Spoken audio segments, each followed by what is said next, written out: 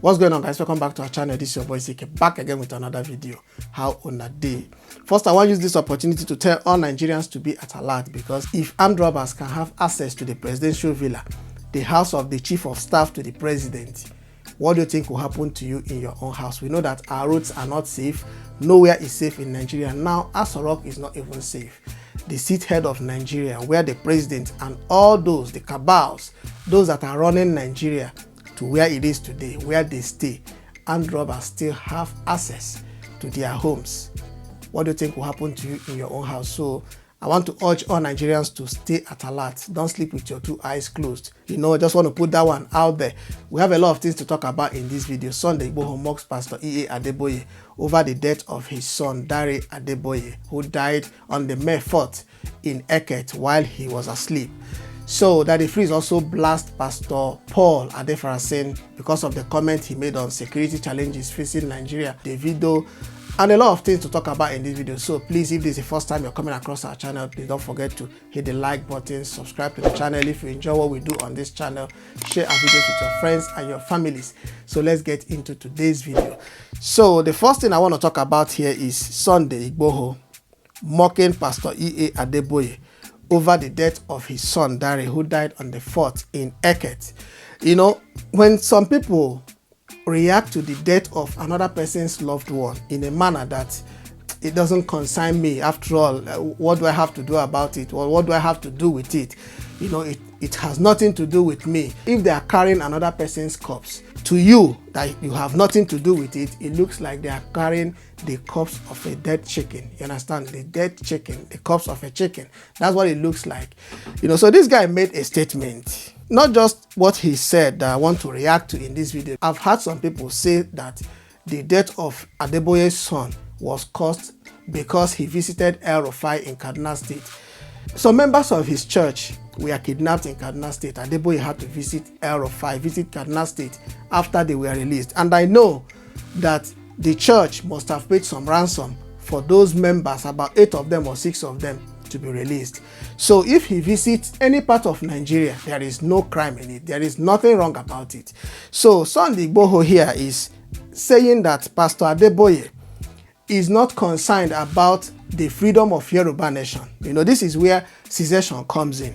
He's talking about the freedom of Yoruba nation, that Pastor Adeboye, as an elder statesman, is not speaking up against the killing, the kidnapping of their people. Now, Fulani herdsmen are wreaking havoc all over Nigeria, not just in Yoruba land, south, southeast, everywhere, even in the north. Fulani herdsmen, bandits, and hoodlums, as they are being called, unknown gunmen, as they are being called, they are wreaking havoc everywhere. You don't need to be unconcerned if somebody loses a loved one, particularly when a man loses a son, when a family, a parent loses a son that is just 42 years old, a vibrant young man, a pastor, a man of God, who is yet to fulfill his destiny on earth. I don't know how people reason. I don't see why Sunday IGBOHO cannot sympathize with the Adeboye's family. Other men of God, other Nigerians, even myself and you that is watching me now, I believe that you have sympathized with Pastor Adeboye and his family, because it's somehow, nobody will be happy. No matter the level of spirituality that he has attained in life, he must feel the loss of that his son. So that is what I want to say on that. Sunday IGBOHO said that he is asking God to kill all members of the family of those that are not supporting the secession agenda that he has. I want to conclude with this thing here. We are talking about secession. Have you asked yourself, who are the people that will suffer if Nigeria breaks today? I'm not saying that Nigeria should not break, don't get me wrong. But who are the people that will suffer if Nigeria breaks up today? Let me give you examples. The Yoruba people, I know they travel far and wide. All over the world, there are Yoruba men. The way you will have Igbo men all over the world. If you go to River State, for instance, if you go there, you see Yoruba people. They don't build houses. Most of the Yoruba people in River State don't build houses. What they have is their taxi. These are the people that made Mazda 626 popular in River State. That's what they use. So if something happens in Nigeria, we are talking about secession, dividing Nigeria, breaking up Nigeria, the Yoruba man will pack his bag, put it in his Mazda 626 and move to Yoruba land. The Hausas will jump trailer with their nama, if maybe they even leave their cow and jump trailer back to the north. What happens to an Igbo man? What will happen to the properties of an Igbo man? You know, guys, if you're an Igbo man and you're listening to me, I'm not saying you cannot live or build anything you like wherever you are, but you just have to remember that during the civil war in Nigeria, most of the properties of the southeasterners of Nigeria were lost during the war. So if such thing happens again, who do you think will suffer in Nigeria? If Nigeria breaks up, if this secession happens today, who are the people that will suffer in Nigeria? So leave your opinion in the comment section. Daddy Freeze blast Pastor Paul Adefarasin because of this same insecurity thing that we are talking about. The pastor said that Nigerians, you and I, that we should have a plan B in case something happens tomorrow. Watch and see. Christ, I bring you greetings from Pastor Ifai, who's busy taking care of a frontier of our world and preparing our escape route.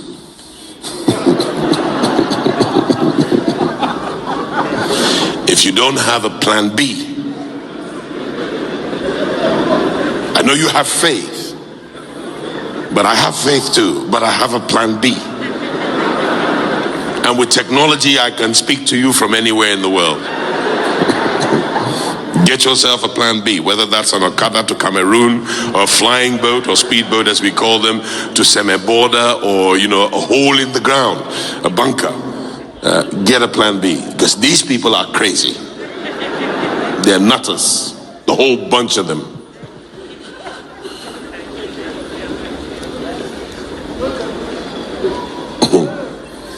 And wait and watch the signs, because it can happen like this.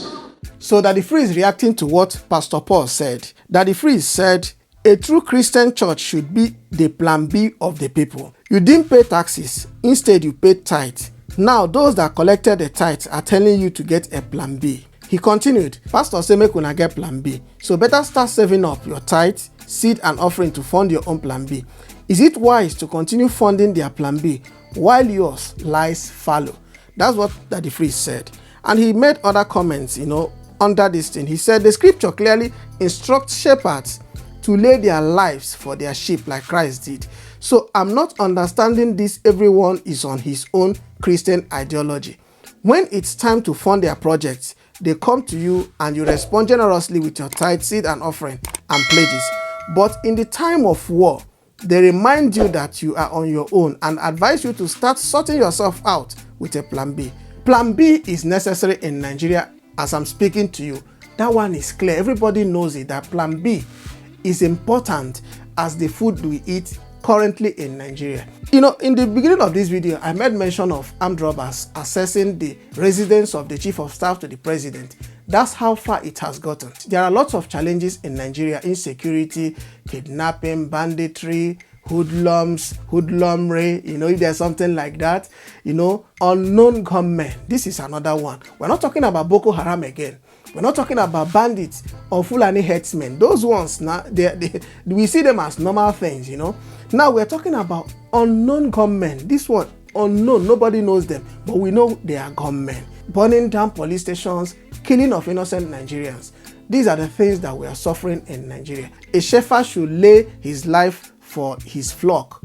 I understand that's what the Bible said, but we are all humans. Like the pastor rightly said, he said he has faith. And you too, you have your own faith. So will you stand because you have faith? Unknown gunmen will come and take your life and that of your family. He said his wife has gone ahead to prepare plan B for them. So you start making plan for your own plan B and your family. Listen, because of the challenges that we are facing in Nigeria, even our youths are now having multiple names. Just to survive in Nigeria, youths are having multiple names just to survive in Nigeria. Okay, he said you should bear the name Desmond. But are you Desmond? No, sir. And you bear the name Desmond? Yeah, so that. But who gave me that account number? Ayo, sir. No, who gave it to me? Ayo. Who gave that account number to me? The telephone number I was calling, who was using it that time I was coming? Okay, Ayo, who was using that telephone number to be giving me direction? So who is Dr. Folajimi Williams? You are Dr. Folajimi Williams. So who is Reverend Bayo? So you are Reverend Bayo and you are Dr. Folajimi Williams. So you were changing your voices at different locations. Nigerians are being humiliated all over the world, particularly in Africa. Go to Ghana, Nigerians are being humiliated. Recently, I saw a publication where they said government is sending a delegation to go and, have a meeting with Ghanaian authorities over the clash between Ghanaian traders and Nigerian traders in Ghana. If you go to South Africa, South Africans are humiliating Nigerians. And where this thing annoys me a lot is that these two countries that I mentioned, the development they are seeing today is because of Nigerians that are living in these countries. The development Ghana is seeing, the development South Africa is seeing is because Nigerians are there. We are the people developing these countries. The houses they have, the businesses that they own, all belong to Nigerians. But at the end of the day, what is happening? They're attacking Nigerians, asking Nigerians to leave. Nigerians suddenly became criminals and all that. I'm not saying that some Nigerians are not criminals, don't misquote me. I know that some of them are bad eggs. But humiliating us, I blame those. I blame this bunch of brainless leaders that are running down Nigeria, because if our leaders are up and doing, I don't think a Ghanaian, I don't think a South African will have the impetus to speak to a Nigerian anyhow, because these guys are people that are trying to be like us. You can't compare Nigeria with all these countries, but because of bunch of, I don't want to call them names, that said they are leading Nigeria, look at how they are running down a great country like Nigeria. The giant is no longer the giant. So these guys are doing all this because we don't have leaders. These people are going into fraud, going into ritual killing. People are being killed on a daily basis in Nigeria because we don't have leaders that can provide for the needs of the people. That is just what is going on in Nigeria. If we have leaders, if we have those that they have the interest of the people at heart, I don't think the things that we see today, we are going to see them, or we'll be seeing them in Nigeria. So if you're a Nigerian, please stay at alert, because at any time, make sure your plan B is ready. Make sure your plan B is prepared. Like the pastor said, if it will take you to, jump an Okada to Semeboda, don't forget to do it. All right. So moving on, let's get to the table of Reno Omokri. He made a post about single mothers, and Bisola of BB Niger responded. So Reno Omokri said, except she was raped or widowed, I have zero sympathy for single mothers. The black world faces a baby mama epidemic. We must not encourage it or make celebrities out of bleached, surgically enhanced Jezebels who are unshamed of their whoredom. And Bisola said, sir, you are just giving yourself headache.